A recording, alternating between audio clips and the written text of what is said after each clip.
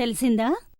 నీ వైపు నుండి నువ్వు నీ తరఫు నుండి కూతురిగా ఇంత ఎష్యూరెన్స్ ఇవ్వాలి నువ్వు మీ అమ్మానాన్నలకి. వారి విశ్వాసం కలిగించు. క్యారెక్టర్ గురించి నేను ఎప్పుడూ కూడా తప్పు మార్గంలో వెళ్ళను.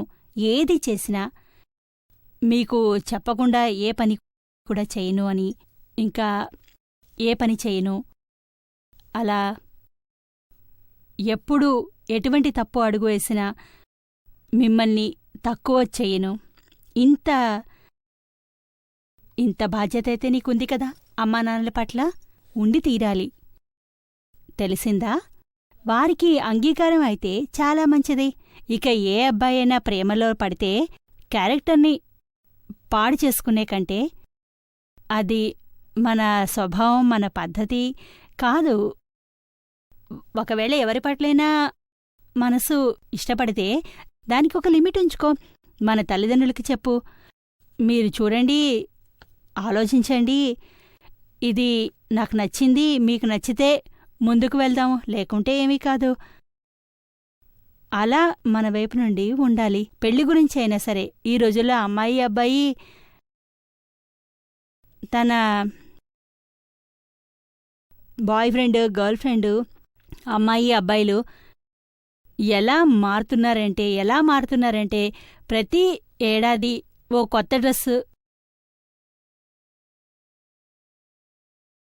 మార్చినట్లుగా మార్చేస్తున్నారు. 6 నెలలు 12 నెలలు ఒక డ్రెస్ వేసుకుంటే మీకు నచ్చుతుందేగా, మార్చుకోవాలిగా.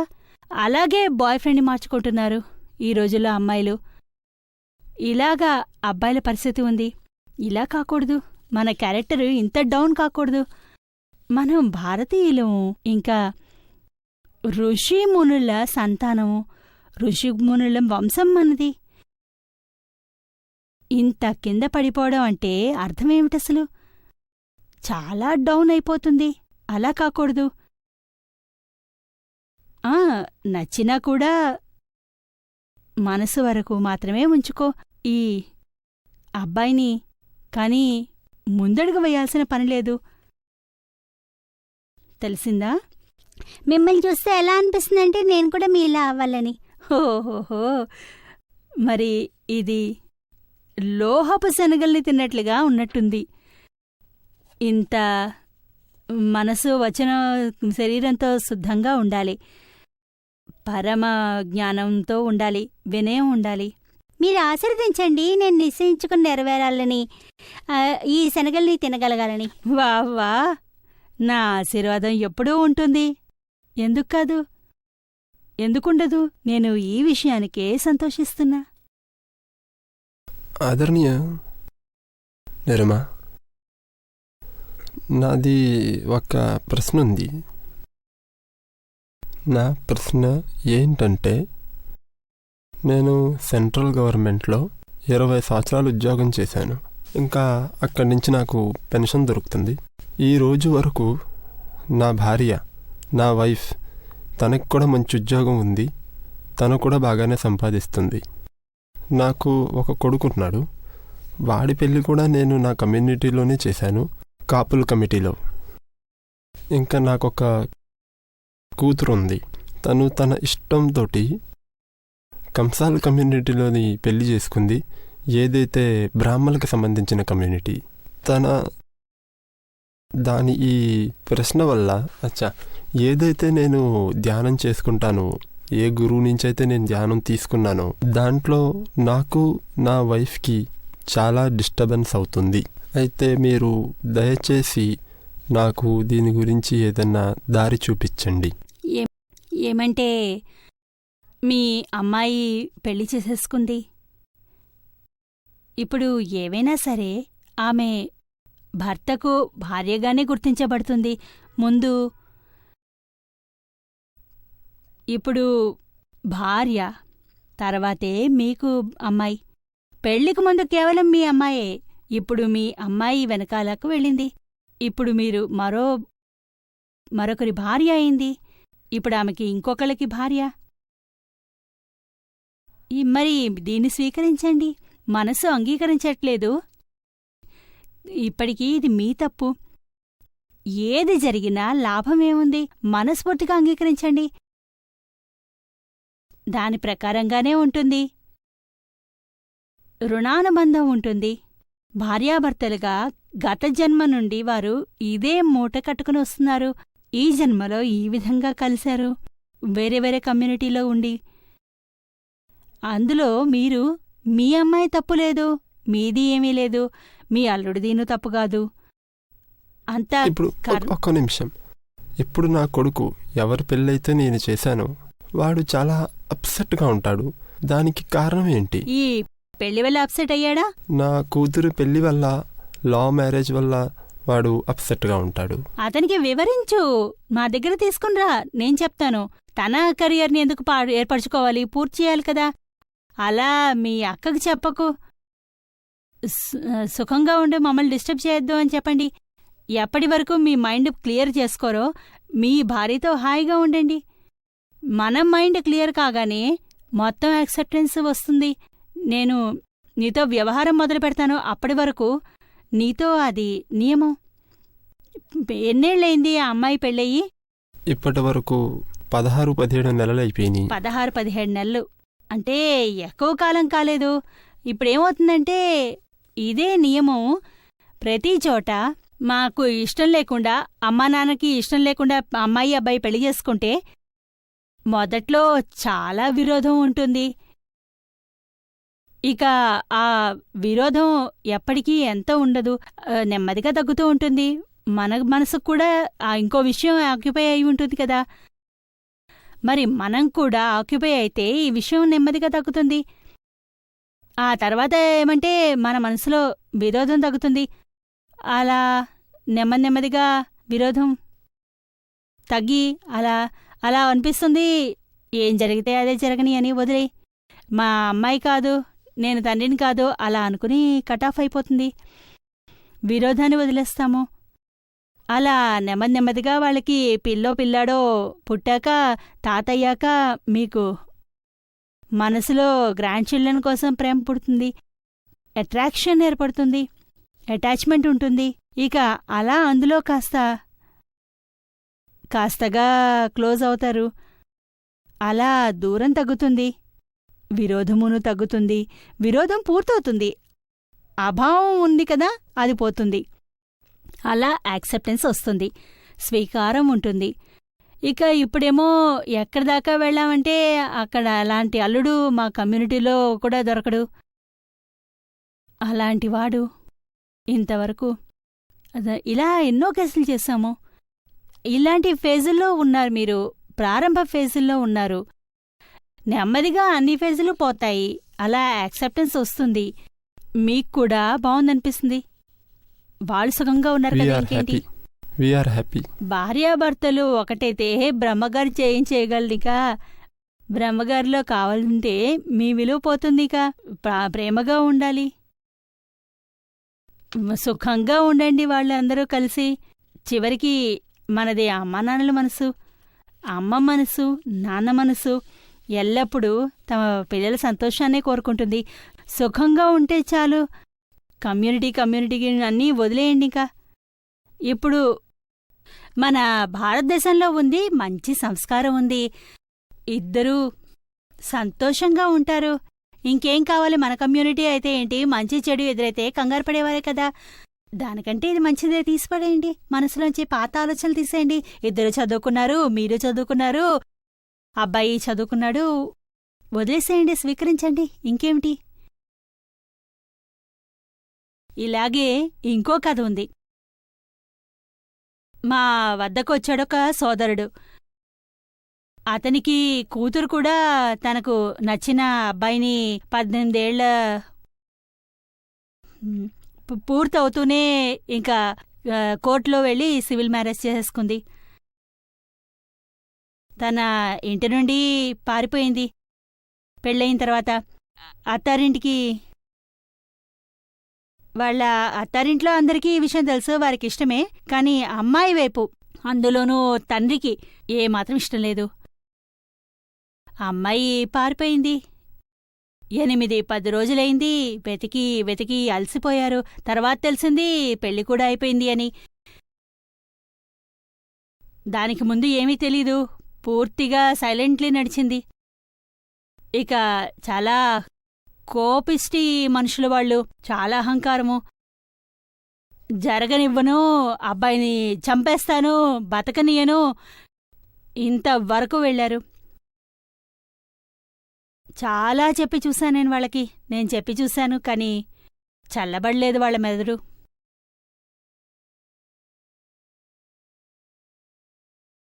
ఇంకేం చేస్తాము, అబ్బాయిని చంపేస్తాను అంటున్నారు. వెళ్ళండి, ఇప్పుడు అల్లుడయ్యాడు, అల్లుడిని చంపడం వల్ల విధవ ఎవరవుతారు? మనమ్మాయే కదా. ఎంత చెడు జరుగుతుంది. ఒకసారి పెళ్ళైతే భార్యాభర్తలయ్యారు, అయిపోయింది, ఇంకేమిటి? స్వీకరించడమే ఎలా ఉన్నా కూడా కాదనమేమిటి? కంటే ముఖంగా వండు అని ఆశీర్వదించడం మంచిది కదా. ఇంత చెయ్యాల్సిన పనే ఉంది, అసలు ఇంటికి పిలవద్దు, ఇవన్నీ చెయ్యొద్దు. నెమ్మదిగా వాళ్లే నచ్చుతారు. అప్పుడు ఆ అల్లుడంటే మిగతా వాళ్ళకంటే ఇష్టం. ఓహోహో, బంధువుల్లో కూడా కలవడం, మాట్లాడడం, వాళ్ళతో వెళ్లడం అన్నీ జరుగుతున్నాయి ఇప్పుడు.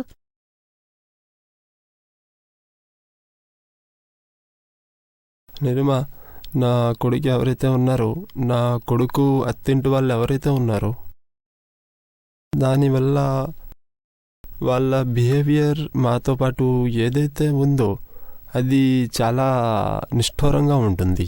అయితే ఆ విషయాన్ని తీసుకొని మా ఆవిడి, తను చాలా ఎడ్యుకేటెడ్, చదువుకున్నది, అయినా కూడా తన మనసుని చాలా బాధ పెడుతుంది. అక్కడ మా కొడుకు మనసుని ఎలాగో బాధ పెట్టేశారు, మా ఆవిడ మనసుని కూడా చాలా బాధ పెడుతుంది. కానీ నేను చాలా పవిత్రమైన చోట్లకి వెళ్తాను, ఇంకా మీ దగ్గర, మా నాన్నగారి దగ్గర.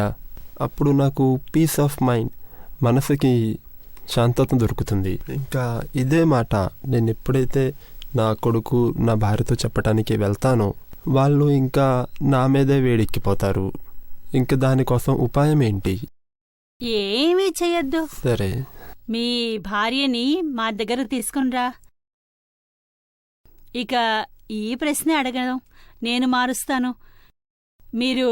మీరు చెబితే ఆమెకి మీ మాట అర్థం కాదు, మనసుకు చేరదు, తెలిసిందా? అందులో ఆ విషయం పవర్ ఉండాలి, స్పీచ్లో పవర్ ఉండాలి, బలం ఉండాలి. వినమ్రతతో, ఆగ్రహం లేకుండా ఉంటే ఎదుటివారు యాక్సెప్ట్ చేస్తారు. తెలుసుకుంటారు కూడా. వాళ్ళకి అర్థమయ్యేలా నేను చెప్తాను. తప్పకుండా చేస్తాను. ఏది మునుపు పెళ్లి చేసుకుంటే మనకి ఎంతో కోపం వస్తుంది. మన అల్లుడంటే అమ్మాయి, అత్తారిల్లు అందరి పట్ల.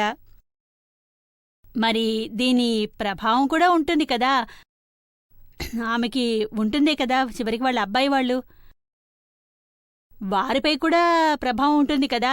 వారికి శత్రుత్వం మీతో మొదలవుతుంది. అమ్మాయికి అబ్బాయికి ప్రాబ్లమే ఉండదు, లోపల వాళ్ళు ప్రాబ్లమే అయిపోయింది కదా. ఈ శత్రుత్వం ఎప్పుడూ పోతుంది అంటే మీరు ఒక్కరైనా ప్రతిక్రమణ మొదలుపెడితే. ఇక దీన్ని యాక్సెప్ట్ చేయడం మొదలు పెడితే ఆటోమేటిక్గా మీ కోపం తగ్గిపోతుంది. తెలిసిందా? తెలిసింది కదా. అవును. ప్రణామం. ఇంకో ఆవిడ కూడా ఉండేది. ఆమెకి ఓ అమ్మాయి ఉండేది. నలుగురు అమ్మాయిలు నిజానికి. వాళ్లలో ఒక అమ్మాయి ఇలాగే మరో కమ్యూనిటీ అబ్బాయిని ప్రేమించింది. అలాగా ప్రేమలో పడింది, ప్రేమించిందన్నమాట. సంపూర్తిగా ఆపోజిట్ కమ్యూనిటీ. వీళ్ళకి యాక్సెప్ట్ కాదు. ఇక వేరే అల్లుళ్ళు చాలా మంచివాళ్ళు, డబ్బున్నవాళ్ళు, సంస్కారులు, చదువుకున్నవాళ్ళు అన్నీ ఉన్నాయి. ఈ అల్లుడు ఇతన్ని అల్లుడిగా స్వీకరించడానికి ఏమాత్రం సిద్ధంగా లేరు తల్లిదండ్రులు. ఆమె భర్త ఎక్స్పైర్ అయిపోయారు. అమ్మాయి అమ్మా నాన్న చెప్పినట్టుగా ఆ అబ్బాయిని వదిలేసి వారు ఎవరితో పెళ్లి చేస్తే పాపం వాళ్ళతో వెళ్ళిపోయింది. ఒక ఏడాది తర్వాత ఆమె అల్లుడు మరణించాడు. కూతురేమో విధవయింది. అక్కడ ఆమె భర్త కూడా హార్ట్అటాక్ వచ్చి మరణించాడు. మిగతా అమ్మాయిలందరూ తమ తమ ప్రకారంగానే ఉండిపోయారు. ఈ అమ్మాయి మాత్రం విధవయి ఇంటికి వచ్చింది.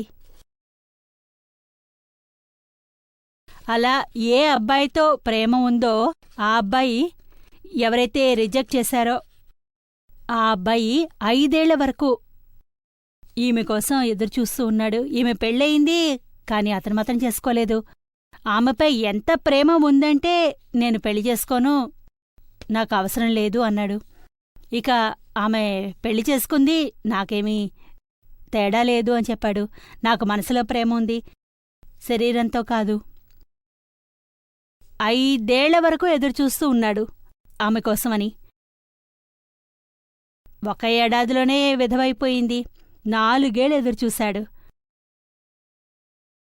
ఇక అమ్మాయి చెప్పింది, చూడు తల్లి చెప్పింది నీకెవరైనా అబ్బాయి నచ్చితే పెళ్లి చేసుకో అని. నీ జీవితం మొత్తం ఇలా అయిపోయింది ఏమిటి అని. ఆమె అంది, అవును, ఆ అబ్బాయి ఇంకా నాకోసం ఎదురు చూస్తున్నాడు, అతన్నే పెళ్లి చేసుకుంటాను అని. అతను నాకోసం ఇంత సాక్రిఫైస్ చేశాడు, అతను నాకోసం, నా మనసు ఉంది అతని కోసమే, ఇంకెవరూ వద్దు నాకు. మరి తల్లి కూడా కాస్త ఆలోచించింది. అన్నీ పోయాయి, ఈ అమ్మాయి ఒక్కతే నా దగ్గరుంది,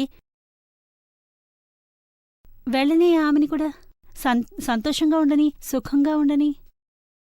అలా అతనితో పెళ్లి చేసేసింది. పెళ్లి చేసేశాక అందరూ, ఇంట్లో 7 సభ్యులు అందరూ వెళ్ళిపోయారు. ఆమె ఒక్కతే ఉండిపోయింది.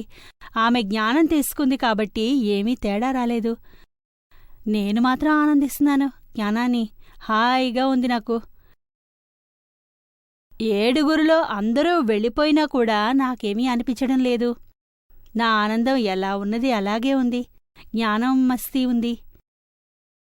ఇంకా నాకేదైనా కష్టం ఉంటే ఏ అల్లుడు కూడా రాడు నా దగ్గరికి. ఏ అల్లుడిని నేను రిజెక్ట్ చేశానో అతనే నన్ను చూసుకుంటున్నాడు. అందరికంటే బెస్ట్ అతనే. విరోధం ఉంది, రిజెక్షన్ ఉంది, యాక్సెప్టెన్స్ అయ్యాక ఇప్పుడు టాప్. ఆమె భక్తి మొదలైంది. ఇదే నియమం. సైకాలజీ సమయం ప్రకారం మారుతూ ఉంటుంది. విరోధం ఉన్నచోట అక్కడే యాక్సెప్టెన్స్ అవుతుంది, ప్రేమ పెరుగుతుంది. మరి మీరే చూడండి, అన్నీ సరవుతాయి. ఎలా అనిపిస్తే ఇక్కడికి తీసుకురండి, సాల్వ్ అవుతుంది. శ్రీనివాస్ కృష్ణన్, విజయవాడ నుంచి. ఈయన ప్రశ్న ఏంటంటే, నిర్మా, జ్ఞానంతో జీవితంలో లాభం ఏంటి? ఈ జ్ఞానం మనల్ని జీవితంలో సఫలితం చేస్తుందా, లేకపోతే జ్ఞానం తర్వాత కూడా జ్ఞానం తీసుకునే అవసరం ఉందా? ధ్యానం 2 రకాలు. ఒకటి ఆత్మధ్యానము, రెండోది అనాత్మధ్యానం. ఆత్మధ్యానం అంటే నిరంతరంగా ఆత్మధ్యానమే ఉంటుంది. ఈ ధ్యానం ఒకవేళ పుడితే మోక్షం వస్తుంది. జ్ఞానం తీసుకున్నాకే ఆత్మజ్ఞానం వస్తుంది. ఆత్మజ్ఞానం అయ్యాక తెలిసిందా? దానికంటే ముందు జ్ఞానదశలో అహంకారంలో ధ్యానం చేస్తే ఆ ధ్యానం నిజానికి ఏకాగ్రత, అది అనాత్మధ్యానం. దాన్నే అనాత్మధ్యానం అంటారు. అంటే మనసు చేసేది. మనోయోగము, కాలయోగం, ఆత్మయోగం, వీటి ధ్యానం ఉంటే వాటికి ధ్యానం అవుతుంది. ఆత్మతో కలిస్తే ఆత్మధ్యానం అవుతుంది, ఆత్మయోగం. అంటే ఆత్మజ్ఞానం తర్వాతే జ్ఞానం అంటే ఏంటో తెలుస్తుందంటారు. అది ఆ ధ్యానం చేయనక్కర్లేదు, దానంతటా అదే అవుతుంది. ధ్యానం అనేది క్రియ కాదు. క్రియ ఇంకా ధ్యానం విరోధులు, కాంట్రడిక్షన్. ఏది చేస్తారో అది ధ్యానం కాదు, ఏకాగ్రత. దానంతటా అదే ఉత్పన్నం అవుతుంది. సంసారంలో ఉన్నంతసేపు సంసారిక ధ్యానం అవుతుంది. అర్ధధ్యానం, రుద్రధ్యానం, ధర్మధ్యానం. ఆత్మజ్ఞానం ప్రాప్తించాక ఆత్మజ్ఞానం ఉంటుంది. నేను శుద్ధాత్మని అని ఈ ధ్యాస ఉంటుంది. ఇక అర్ధధ్యానం, రుద్రధ్యానం కావు. శుక్లధ్యానం ఉంటుంది. దాన్ని చెయ్యక్కర్లేదు, ఆటోమేటిక్గా అవుతుంది. ఇవి రెండూ వేరువేరు. మీరు చేసేది వేరు. ఆత్మధ్యానంలో భూమ్యాకాశాలంత దూరం ఉంది. నేను ఇదే చేస్తున్నాను, వింటున్నాను, చేస్తున్నాను. చేస్తూ ఉండాలి కూర్చుని. ఇది లేస్తూ, నించుని, తింటూ, తిరుగుతూ ఎలా చేసినా పర్వాలేదు. దీంతో మోక్షం వస్తుంది.